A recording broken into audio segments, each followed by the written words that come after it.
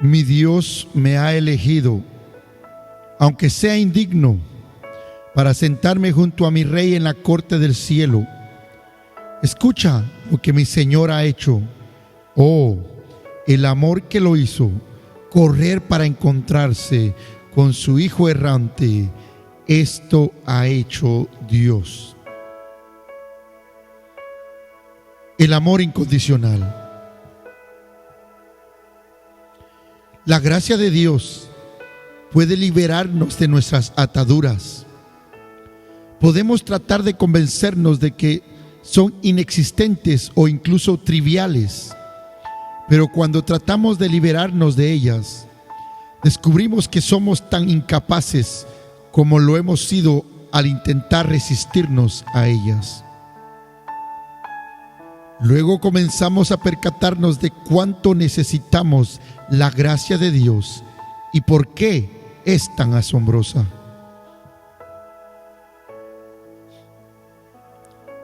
Nadie descubre la naturaleza de la gracia de Dios sin descubrir primero la razón por lo que la necesita. El segundo verso del himno del pastor Sibomana, oh, cómo me asombra la gracia de Dios, subraya esto: mi Dios me ha elegido, aunque sea indigno, para sentarme junto a mi Rey en la corte del cielo. Escucha lo que mi Señor ha hecho. Oh, el amor que lo hizo correr para encontrarse con su Hijo errante. Esto ha hecho Dios. Probablemente reconozcas la alusión en estas últimas 3 líneas. Hacen eco de la respuesta del padre del hijo pródigo cuando vio a su hijo regresar del país lejano, allá en Lucas 15, 11 al 32. El hijo había desperdiciado su vida y probablemente 1/3 de la fortuna familiar. Pero cuando regresó a casa, su padre lo vio. ¿Cuánto tiempo había estado esperando? Y corrió a su encuentro. Esta parábola de Jesús ha recibido una variedad de títulos. La más conocida, por supuesto, es la parábola del hijo pródigo. Pero ¿cómo veremos en realidad? Hay 3 hijos en esta historia. Las parábolas. ¿Por qué Jesús utilizó parábolas en su enseñanza? Aparentemente no por la razón que a menudo pensamos. La gente suele decir a los predicadores cristianos: ¿por qué no cuentan más historias como lo hizo Jesús? Podemos entender las historias. Jesús hizo las cosas simples para que las entendiéramos. Pero Jesús mismo cuestionó esta declaración. En su relación con sus parábolas declaró: al que tiene se le dará más y tendrá en abundancia. Al que no tiene, hasta lo poco que tiene se le quitará. Por supuesto, por eso les hablo a ellos en parábolas. Aunque miran, no ven; aunque oyen, no escuchan ni entienden. Mateo 13, 12 al 13. Jesús usó parábolas para aquellos que pensaban que podían ver fueran cegados, y aquellos que eran conscientes de que estaban ciegos pudieran ver. Comprender una parábola es como resolver el cubo de Rubik, si conoces la clave para hacerlo. Como recuerdo que sabía mi hijo mayor, el cubo multicolor puede restaurarse perfectamente a su orden original en cuestión de segundos, sin importar cuán mezclado esté. Incluso se puede hacer con las manos detrás de la espalda. Es un acertijo si no sabes el secreto, pero si lo conoces, todo encaja en su lugar. Es exactamente lo mismo con las parábolas. Las Sin la clave, el significado y la intención de la historia no eluden o nos eluden. Se pierde la llave y se pierde el mensaje cuando no tenemos la clave y el significado y la intención de la historia. ¿Cuál es entonces el secreto? Es Jesucristo mismo. Las parábolas nos enseñan cómo establece su reino de una manera totalmente inesperada. Las cosas perdidas. Lucas 15 contiene 3 parábolas. De alguna manera son 3 partes de una más grande. Un solo mensaje sobre la búsqueda de objetos perdidos. Cada episodio relatado en un contexto de mayor complejidad y mayor tensión. La primera escena describe a un pastor que ha perdido una de sus ovejas. Las ovejas eran y son valiosas, pero solo ha perdido una de 100, el 1% de sus ovejas. La segunda escena describe a una mujer que ha perdido una moneda de plata. La moneda es valiosa para ella. Tal vez fue guardada para un momento de necesidad. Ha perdido una moneda de 10, el 10%, un porcentaje de pérdida mayor. La tercera escena, sin embargo, es más conmovedora. El padre de 2 hijos pierde a uno de ellos. Ha perdido el 50% de sus hijos. No una oveja ni una moneda, una pérdida insoportable. Claramente Jesús estaba desarrollando el punto principal. La tercera parábola se describe con mayor extensión, complejidad e intensidad. Además hay más personajes, 2 hijos y su padre, cada uno de los cuales expresa sus pensamientos y sentimientos sobre la situación. Por otro lado, cada uno de ellos refleja claramente el contexto que Jesús hacía referencia. Los recaudadores de impuestos y los pecadores se reunían para escuchar. Jesús los atraía como un imán. Quizás algunos de ellos habían visto cómo habían transformado drásticamente a sus amigos. Cuando los fariseos y los maestros de la ley vieron lo que estaba sucediendo, murmuraron: este hombre recibe a los pecadores y come con ellos. Allá en Lucas 15:2. Los fariseos eran una secta judía comprometida con la observancia detallada de la ley. Habían agregado estrictas reglas extrabíblicas sobre las formas exactas en que las personas debían cumplir la ley.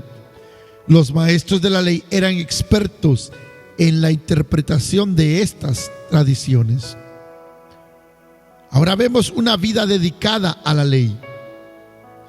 Mientras escribo estas palabras, nos dice el escritor del libro, estoy sentado en un avión con destino a Tel Aviv. Muchos judíos están a bordo. La ropa que usan algunos indica que son judíos hasídicos, en algunos aspectos los herederos de los fariseos y maestros de la ley. Anteriormente en la terminal los hombres se reunieron para orar y lo han vuelto a hacer durante el vuelo. Uno de ellos debía sentarse entre la señora que estaba sentado junto a la ventana en mi fila y yo.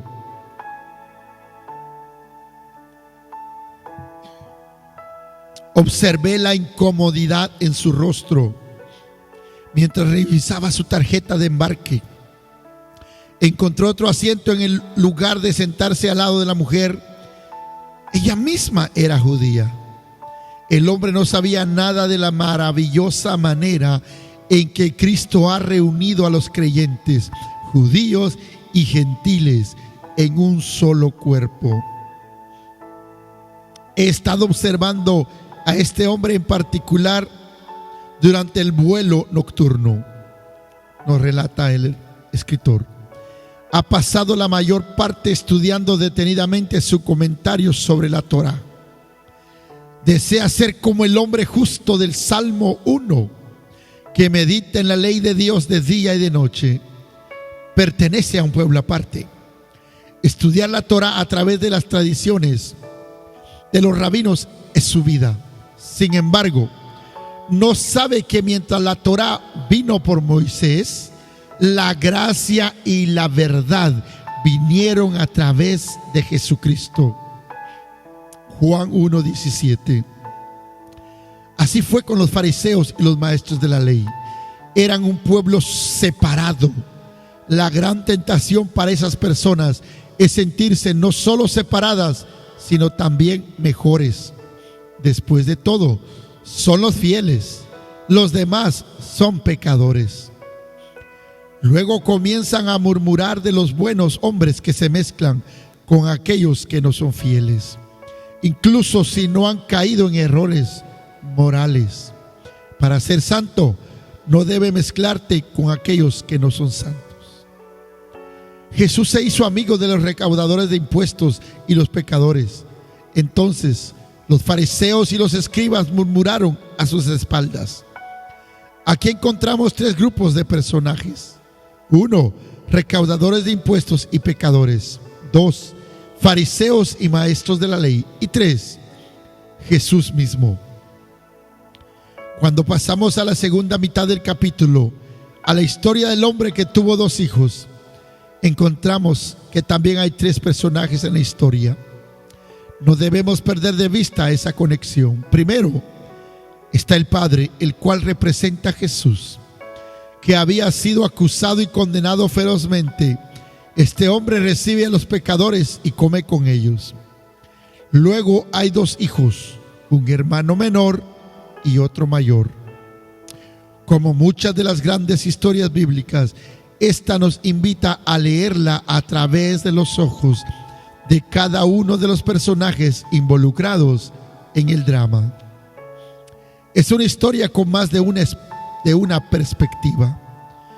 Si vamos a ver la imagen completa, no debemos solamente centrarnos en el hijo menor o el hijo pródigo, sino también mirar a través de los ojos del padre y del hermano mayor.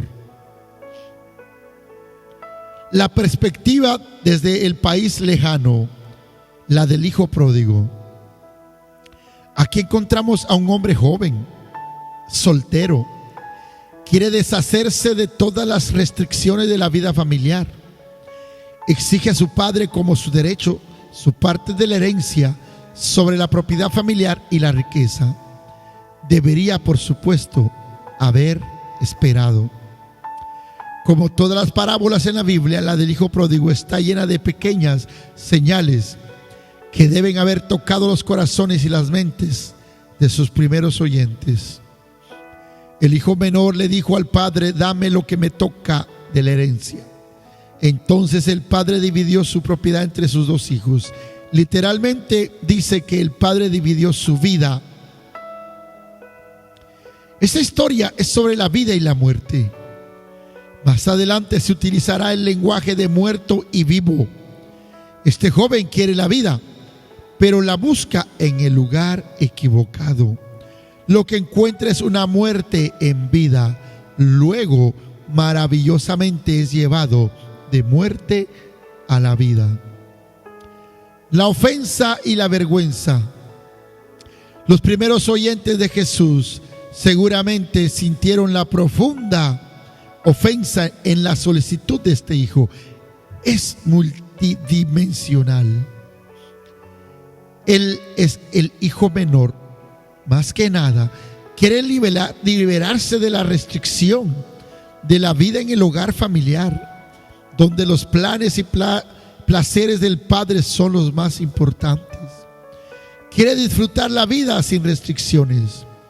En otras palabras, insulta a su padre. Dame, le exige a su padre. Dame mi parte de la herencia. Dame mi propio camino en la vida.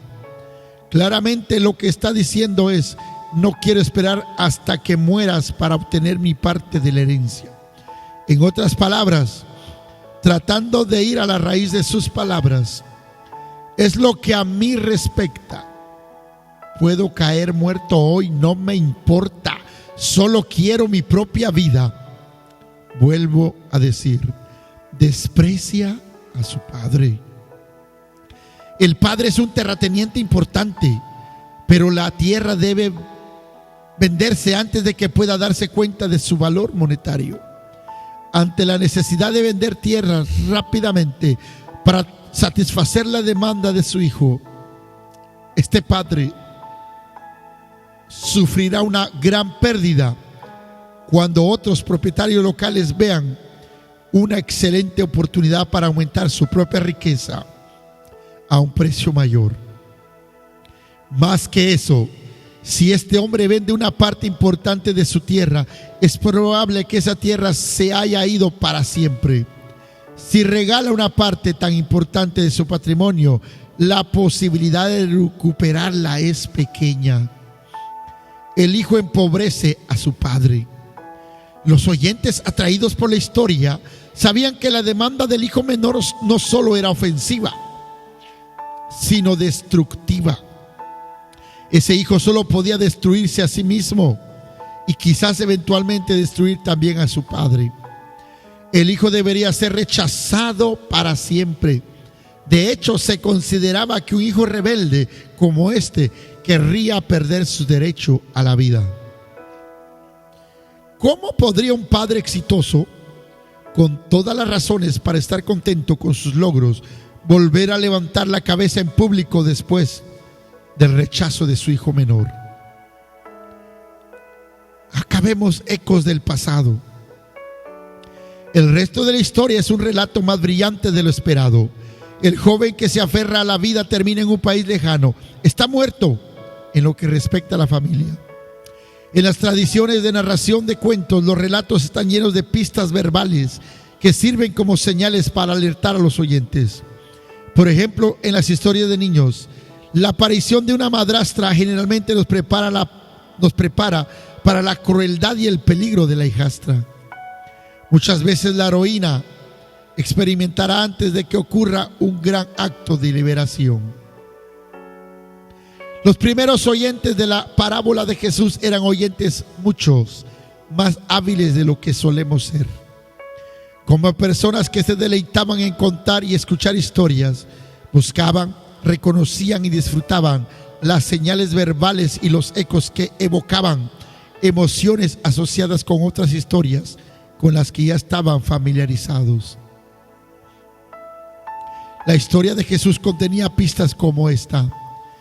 Quienes escucharon bien podrían haber recordado otras historias bíblicas donde los individuos deseaban la vida, anhelando neciamente liberarse de la restricción. Podrían haber pensado en Jacob, el engañador, que también terminó en un país lejano, o en el primer hombre, Adán, cuya vida terminó fuera del Edén. Dios dio a Adán las ricas bendiciones de la vida, pero Adán quería la vida en sus propios términos y a su manera, libre de las restricciones impuestas por el Padre. Entonces extendió su mano para tomar la fruta prohibida, una tentación fuertemente influenciada porque la mujer que amaba ya lo había hecho.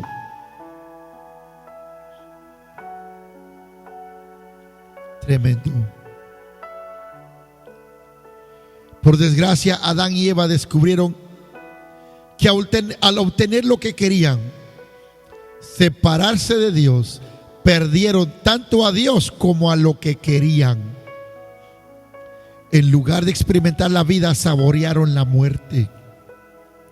Terminaron en un país lejano, una expresión que seguramente también les recordó a los oyentes de Jesús el exilio en Babilonia y el destierro de la presencia de Dios. Ahí es donde se dirige este joven. No está simplemente emigrando, está haciendo una peregrinación desastrosa, lejos de la seguridad y la abundancia. La casa del Padre es una tierra que fluye leche y miel. Éxodo 3:8. Pero él quiere algo diferente. Ahí, en el país lejano, exiliado de su padre, desperdicia su herencia en lo que la Nueva Versión Internacional llama vívidamente vida salvaje. Lo desperdicia todo. De manera trágica termina deseando poder tener la misma dieta que los cerdos, de los cuales él, un judío, era responsable. ¡Qué caída tan lamentable! Ha cruzado el cielo como una estrella fugaz. Ahora su brillo se ha consumido. Lo querría todo, ahora no tiene nada. Pero los placeres son como el florecer de las amapolas. Tocas la flor y se desprende. Deseamos que disfrutes este día hermoso que Dios te dé. Todas las bendiciones de Él sean sobre tu vida y puedas seguir disfrutando este día hermoso, el cual damos inicio hoy, reconociendo